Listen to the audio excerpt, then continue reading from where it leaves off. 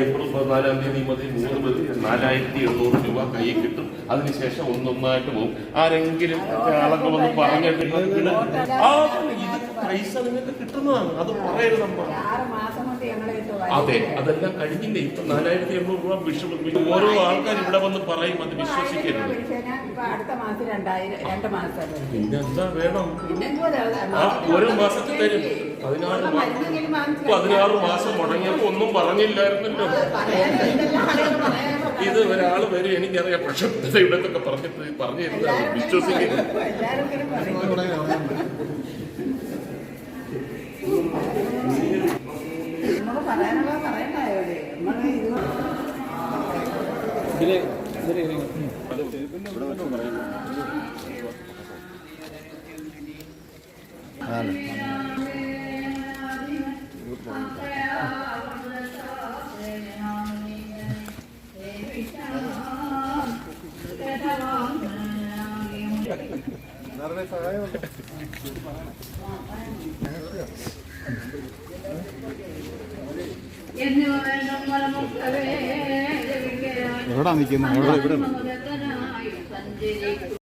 സരസ്വതീ തീരത്തങ്ങുർവശിയെ മിന്നലെന്നതുപോലെ കണ്ടുപോകതി ശ്രേഷ്ഠൻ ചൊല്ലിനായി നിൽക്ക നീ തെറ്റു ചൊല്ലുവാനുണ്ട് മമ ഗൂഢമായ വസ്തുക്കൾ എന്നെ നീ വെടിഞ്ഞിടുന്നാകിലോ ഞാനെന്തവ മുന്നിൽ നിന്നാശുചീവത്യാഗവും ചെയ്തേടുവൻ ഏകമെന്ന മൃഗങ്ങൾ നിന്നീടേണം പിന്നെ ഞാൻ സ്വർഗേ വന്നു നിന്നോട് ചേർന്നിടുവൻ ഇത്തരം കേട്ട നേരം ഉർവശി ചൊല്ലേടി ഞാൻ ഇത്തരം ചൊല്ലായിടോ പുരുഷനോ ഭഗവാൻ ആര്യമാക്കില്ല സത്യം സ്നേഹവുമകല എങ്കിലും ഭഗവാനോട് നിവസിക്കണമെങ്കിലും ജനസർവേന്മാരെ കഴിയുമ്പോൾ ഇവിടെ വരികനെ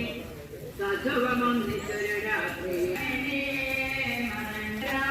ഒരു രാത്രി സുഖമോട് സ്വന്നിച്ചു വാണിയാൻ സുന്ദരേ മണിയാനും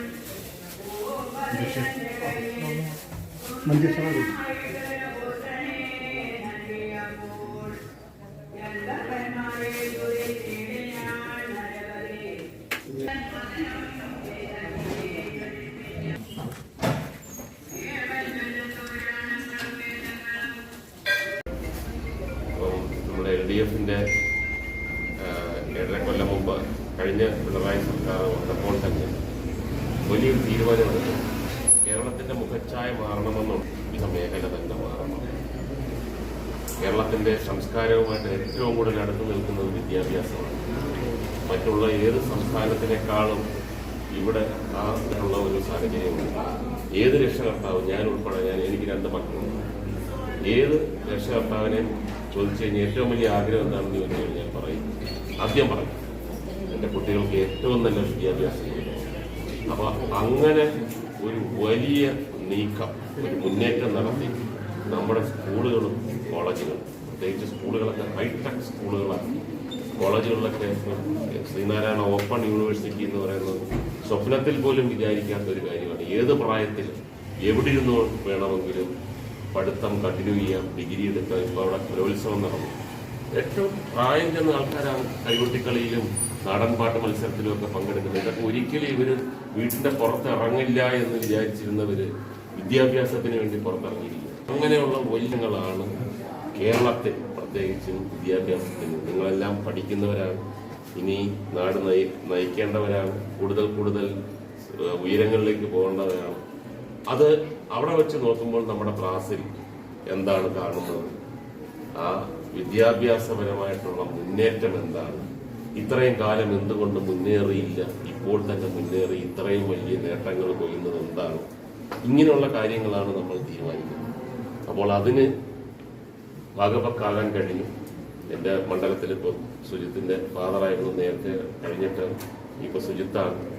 എല്ലാ മണ്ഡലങ്ങളിലും, നമ്മുടെ LDF മാത്രമുള്ള മണ്ഡലങ്ങളൊന്നുമല്ല, കേരളത്തിൽ ഉടനീളം ഈ വിദ്യാഭ്യാസത്തിന് മുൻതൂക്കം കൊടുത്ത്. അപ്പോൾ അങ്ങനെ കൊല്ലത്തിലുടനീളം കൊല്ലം മണ്ഡലം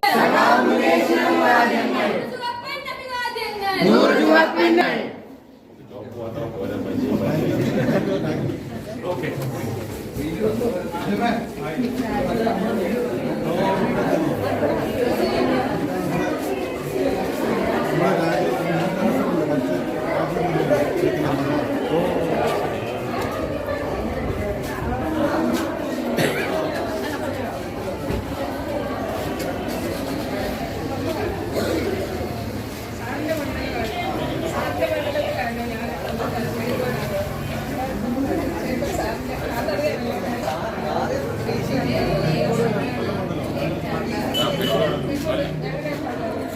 ബോർഡർ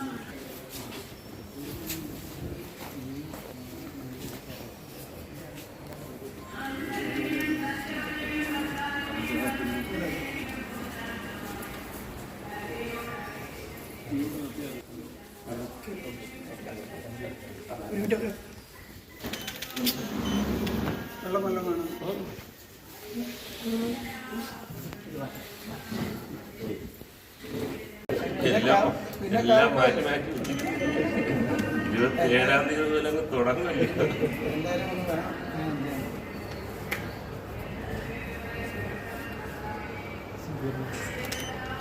അറിയിക്കട്ടെ, കുറെ സ്ഥലങ്ങൾ മനസ്സിലായി. ഡിഗ്രിയിലോ